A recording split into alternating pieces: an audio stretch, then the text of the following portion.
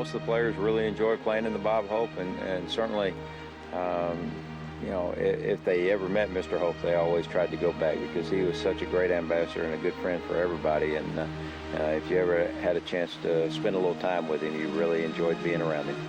Well, Bob was obviously a ambassador to golf in so many ways, but with us, initially it was the Nabisco, Dinah Shore, now the Kraft Nabisco. His support of Dinah, his support of women's golf was always there. He once said he told jokes only to pay for his greens fees, and even in the middle of war zones entertaining troops, there was usually a club in his hand. In many ways, golf defined Hope's life. It was the initial bond he and Bing Crosby shared when they first met in 1932.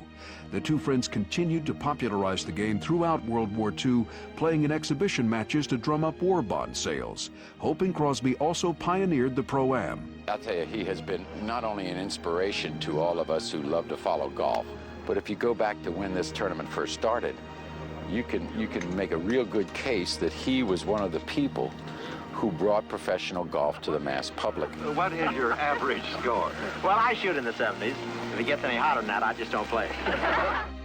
Bob Hope made the game of golf cool in the 70s with his tournament, and the attention he drew to the game was just outstanding, and the celebrities that he brought in, and it was just a lot of fun to watch his event growing up.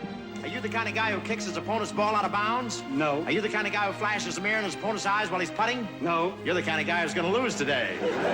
Never really saw the serious side of Bob Hope. I'm sure there was one, but I don't think he wanted people to see it because he always thought it was much more healthy to laugh than it was to complain or to cry about anything. I had a lot of fun there.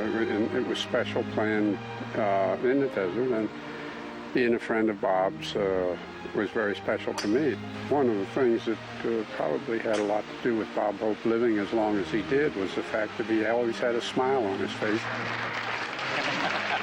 That's so you can putt and watch your opponent kick the ball at the same time. Bob Hope held many titles in his life, from comedian to humanitarian and many more.